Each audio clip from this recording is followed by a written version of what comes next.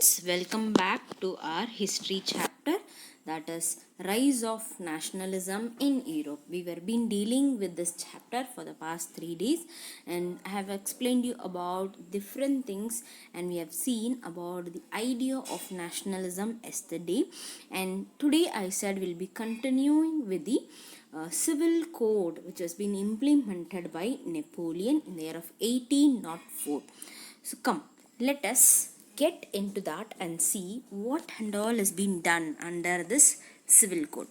I think you might have studied in your 9th standard itself, but again, it is very important for us to again know what it is. So first thing that you can see here is he has given privileges on birth has been abolished.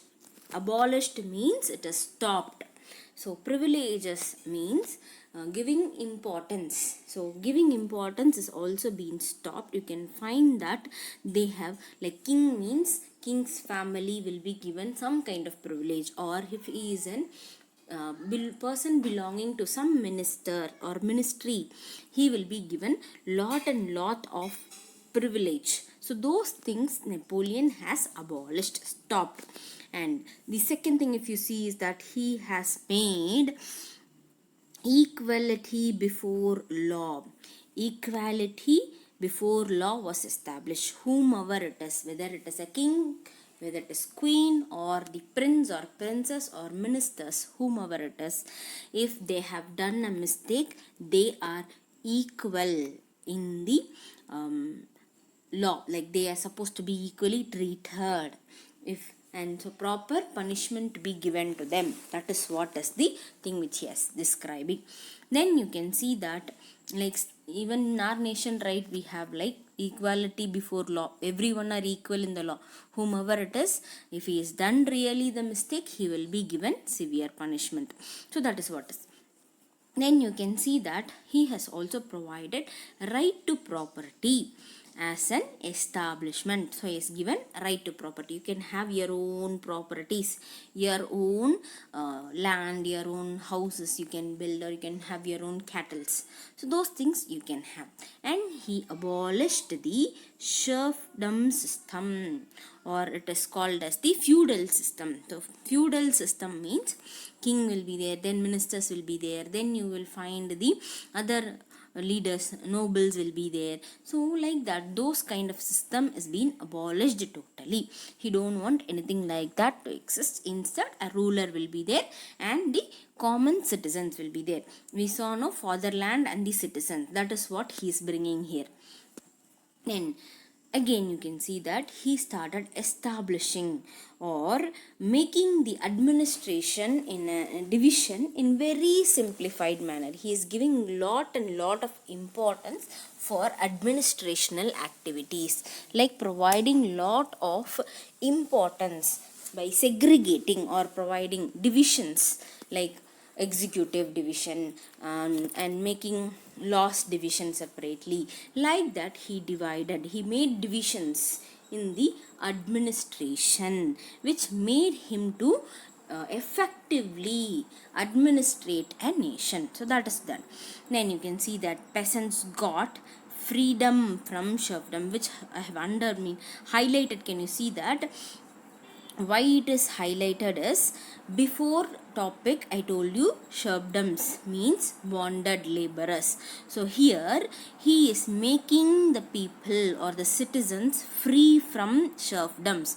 Hereafter no one will be considered as a person of bonded laborer.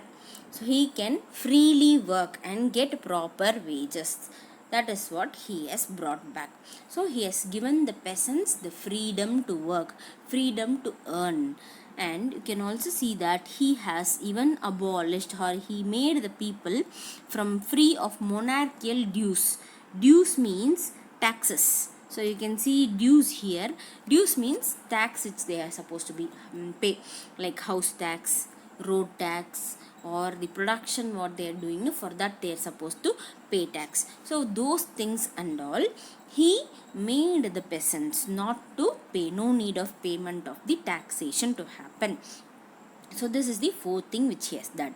And the fifth thing, you can see that he has brought uniform standardized machines for weighing and measuring.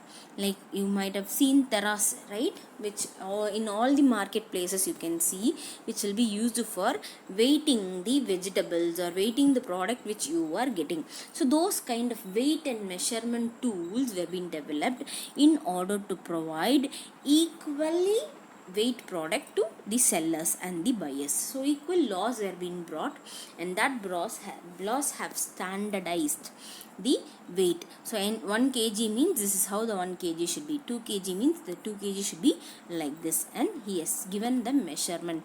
This hand, one palm means 1 meter or 1 centimeter, like that they have designed, and that has been introduced to the common peoples also, so that they will practice it, and the practice can make a man perfect. So continuously they were utilizing, and that has made a change in his own nation. And the next thing you can see that is he made the common national currency note we have, no, like that. So those days and all, the Europe will have different currencies. Like France will have different currency, the German will have different currency, Spain will have different currencies. So the currency is not even common. Even in France itself, one particular region will have an currency of their own, the other region will have another currency, because it is under the administration of different kings, no. So he has made commonly a nationalized currency which can be utilized. How we have India, we have the currency notes. Before we have, no, the kings were been ruling, Gupta king, Chera, Chola, Pandyas. So those days and all, we had different currencies, and if we are utilizing those currencies, so Chola's currency only useful in the Kongu Mandalam, right? Pandyas means only in Madurai regions, and those areas you can utilize the currencies. So that there was lot of problem which was being faced by the common peoples. Like if a person move from one place to another, finds difficulty in buying products, so he commonly nationalized the currencies. So this is the thing that he has done. And the last and the final thing which he has done is he has improved, and he has given guiding restriction to the towns was removed, and the transport and communication system was developed. So there were a lot of restriction which has been laid in the town side, and he has removed all those restrictions, and he has given the system like transportation and information communication has to improve. So like that he has given lot of informations, lot of benefits for the common people. This is what is about the civil code of 1804 or Napoleon Code of Law. So this will be asked for 5 mark questions, students. So please make a note of it, and your homework is you are going to learn about this Napoleon Code and write an home test. Okay, students. Then you can also see that we are going to deal about the next thing is the making of the European nations. If you see making of European nations, till 18th century, they did not have any concept of forming a nation state. It was not existing at all. So what happened after 18th century only, all the nations started concentrating on the development of the nation states. So the origin of the nation state or the beginning of nation state has started only the mid of 18th century. Okay, the concept was also developed. So this will be asked for 1 mark question. When and which century the concept of nation state formation was developed? This 18th century. Then in the making of national world in Europe, we'll be seeing that we had society and politics was also dominated by the aristocrats. Aristocrats means like kingship rule, where they had an aristocrats or a group of people, a king nobles, clergies, and the ministers. So those peoples who have been dominating both the society as well as the politics, as we have seen yesterday about the upper class and the lower class. The upper class consists of the aristocrats, right? So they have land of their own, they will be utilizing all the resources, they will make even the peasants to work in their farming areas in the form of the serfdoms. So those things are also happening. So because of that, they wanted to remove the aristocrats. And you can see that in the west, the land was formed by the tenant and small owners, while in the east you can find the central Europe by vast eastern, which was cultivated by the shrubs. You can find the western part of the European country had tenants. Tenants means workers who do farming activities. We'll see, no, tenant for home means the people who will take the land and they will cultivate and pay the rent. Like home tenant we have, no, they'll stay at home but they will pay the rent. Similarly, small owners were also there, they were also doing. And while you can see in the eastern direction is that in this that is happening, and in the west and the central part you can see that the whole area was under the cultivation, and they had the shrubs or the bonded laborers to cultivate. Okay, and they also had an emerging section in this also, that is the middle class, as we saw previously. So the middle class who started Jacobin clubs, no, those peoples have engaged themselves in the development of the nation states.